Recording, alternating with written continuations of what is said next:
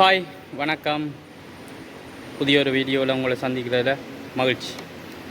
இன்றைக்கு பேச போகிற விஷயம் இலங்கையில் தற்பொழுது நடைபெற்று கொண்டிருக்கின்ற சமூகத்துக்கு பொருத்தமற்ற செயற்பாடுகள். முதலாவது தற்கொலைகள், ரெண்டாவது வீதி விபத்துக்கள், மூன்றாவது சிரிப்புக்குரிய ஒரு விஷயம், நாட்டில் மத உரிமார்கள் போதை வஸ்து கடத்திடுங்க. கேட்கவே ஆச்சரியமாக இருக்குது. ரைட், பார்க்கலாம். தற்காலத்தில் சிறுவர்கள் மத்தியில் ஏன் இந்த தற்கொலைகள் அதிகரிச்சிருக்கு? மிக பிரதானமான காரணம் பிள்ளைகளுக்கு மன அழுத்தம் கூட. ரெண்டாவது, பெற்றோர்கள் பிள்ளைகளுடன் கூட இருந்து கதைப்பது இல்லை. அதுக்கு பல்வேறு காரணங்களை நாங்கள் சொல்லலாம். நேரம் இல்லை, பிஸி, ஆக்கள் எல்லாம் வேலை, பிள்ளைகளை கவனித்து கொள்றதுக்கு ஆக்கள் இல்லை. இருந்தாலும் சரியான வழிகாட்டுதல்களும் ஆலோசனைகளும் பிள்ளைகளுக்கு வழங்கப்பட வேண்டும். அதாவது பாடசாலை மட்ட பிள்ளைகள் தற்கொலை செய்வதென்பது உண்மையிலேயே ஏற்றுக்கொள்ள முடியாது. காரணம், பாடசாலைகளிலே தேவையான ஆலோசனைகள் வழிகாட்டல்கள் வழங்கப்பட்டாலும் கூட பிள்ளைகளை பேரண்ட்ஸ் வீட்டில் கவனிப்பது சரியான குறைவு. இதுதான் மிக பிரதானமான காரணம். பிள்ளை என்ன செய்யுது, யாரோட கதைக்குது, எத்தனை மணிக்கு வருது, பிள்ளை எப்படியான நண்பர்களுடன் அவர்கள் பழகிறார்கள் என்பதனை பெற்றோர்கள் அடிக்கடி கவனித்து கொள்ள வேண்டியது பெற்றோர்களுடைய கடமை. இது செய்யாத விடத்தில் பிள்ளை வழிதடி மாறி போகும் என்பதில் எந்தவித மாற்று கருத்தும் இல்லை. ஆனால் ஆரம்ப காலங்களில் பார்த்தீங்கன்னு சொல்லி சொன்னால் பிள்ளைகளுக்கு பொழுதுபோக்குகள் நிறைய இருந்தது. உங்களுக்கு தெரிஞ்சிருக்கும் நிறைய பேருக்கு.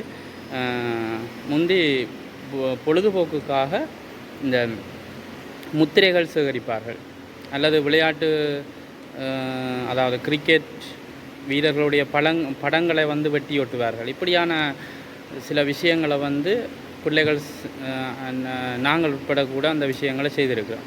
அப்போ எங்களுக்கு அந்த நேரங்கள் அந்த மன அழுத்தங்கள் இதுகள்னு சொல்லி சரியான குறைவு. இப்போ பேசுகிறதுக்கு அடிக்கிறதுக்கு பெற்றோர்களுக்கு பயம், பிள்ளை தவறான முடிவெடுத்து விட முடியும். அது நீங்கள் ஆரம்ப காலம், அதாவது சின்ன வயசுலேருந்து பிள்ளைகளுக்கு பேசணும். அதாவது பிள்ளைகளை பேசி அடித்து திருத்தினால்தான் அந்த பிள்ளைகள் என்ன செய்யும், எதிர்காலத்தில் அப்படியான அந்த தவறான முடிவுகளுக்கு. இப்போ நீங்கள் ஒரு 13 வயது, அதாவது கட்டிலமை பருவம், அதாவது 15லேருந்து 17 வயசு அல்லது 14 வயசுலேருந்து 17 வயசுக்குள்ள பிள்ளைக்கு நீங்கள் திடீரென அடிப்பீர்கள் அல்லது திடீரென பேசுவீர்களாக இருந்தால் பிள்ளை மென்டலியாக அவுட் ஆகும். அப்போ மென்டலி அவுட் ஆகின்னு சொன்னால் அடுத்த கட்டத்துக்கு அதுக்கு வேறு வழி இல்லை, படங்களை பார்க்குது, ரைட், தற்கொலை தான் தீர்வுன்னு சொல்லி அதுக்கு போகுது. அப்போ நீங்கள் சின்னல இருந்த பிள்ளைகளை அடித்து வளர்த்து, அதாவது பேசி பிள்ளைகளை பேசுகிற இடத்துல பேசி அடிக்கிற இடத்துல அடித்து வளர்ப்பீர்களாக இருந்தால் அந்த அந்த பிரச்சனையும் கொஞ்சம் குறைவாக இருக்கும். அடுத்தது இந்த வீதி விபத்தை பார்த்தீங்கன்னு சொல்லி சொன்னால் நாங்கள் சடுதியாக கூடியிருக்கு. அதாவது சாதாரண மனிதர்கள் அனைவருமே தங்களுடைய சிந்தனைகளை வேறு எங்கே விட்டுட்டு தான் வாகனங்கள் நிறைய பேர் வீதிகளில் செலுத்தி கொண்டு வைக்கணும். அப்போ இது உண்மையிலேயே ஒரு அதாவது பெரிய அளவிலான சேதங்களை மக்களுக்கு கொண்டு கொடுக்குது. அப்போ இந்த வீதி விபத்துகளை குறைக்கணும் என்று சொல்லி சொன்னால் முதலாவது நேரத்துக்கு வெளிக்கிட்டு பழகும். நேரத்துக்கு வெளிக்கிட்டு பழகமாக இருந்ததுன்னு சொல்லி சொன்னால் அந்த ஒரு குறிப்பிட்ட வேகத்தில் நாங்கள் அந்த இடத்துக்கு போகலாம். இல்லைன்னு சொன்னால் அவசர அவசரமாக நாங்கள் வெளிக்கிட வேண்டி வரும், அவசர அவசரமாக அந்த இடத்துக்கு போக வேண்டி வரும். அப்போ அதுவும் ஒரு காரணம்.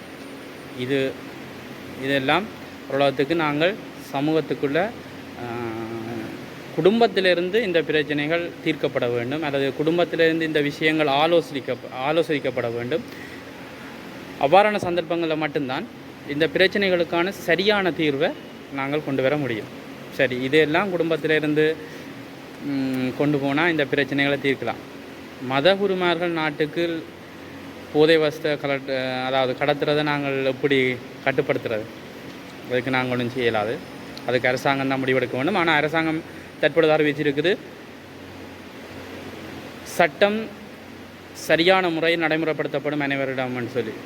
அது எந்தளவு தூரம், அதாவது மத குருமார்களுக்கு நடைமுறைப்படுத்தப்பட போகுது, அல்லது அது மிக முக்கியமாக இந்த பௌத்தர்கள்னு சொன்னால் இலங்கை நாட்டிலே மிகவும் மேன்மை தாங்கியவர்கள் என்று சொல்லி ஒரு இது இருக்குது. அப்போ இதே ஒரு வேறு மதத்தவர்கள் அல்லது வேறு இனத்தவர்கள் இது செய்திருந்தால் என்ன நிலை என்று சொல்லி நாங்கள் விமர்சிக்க தேவையில்லை, அது எல்லாருக்குமே தெரியும். ஆனால் இந்த இப்படி சட்டம் அமுல்படுத்தப்படும் என்று சொன்ன கருத்தோடையே அடுத்த கருத்து வந்துட்டுது, இது வேண்டுமென்றே பௌத்தர்கள் மீது திணிக்கப்படுது அல்லது பௌத்தர்களை என்னென்னு சொல்கிறது பழி தீர்க்கிறதுக்காக செய்கிறார்கள் என்று சொல்லி சொல்லப்பட்டிருக்குது. சரி, பார்க்கலாம். விசாரணைகள் நடைபெறும். விசாரணைகளின் முடிவில் என்ன நடக்கப் போகுது என்று தெரியாது. ஆனால் இலங்கை வரலாற்றில் இது ஒரு பெரிய திருப்புமுனையாக அமையும். இந்த சந்தர்ப்பங்கள் பொறுத்திருந்து பார்ப்போம். இவ்வளவு விஷயங்களும் இலங்கையில் ஒரு குறிப்பிட்ட நாளைக்குள்ளே நடந்திருக்கு.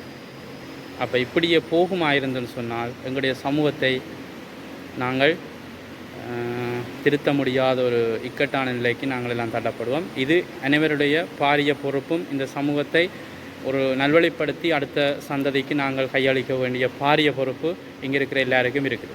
பார்க்கலாம்.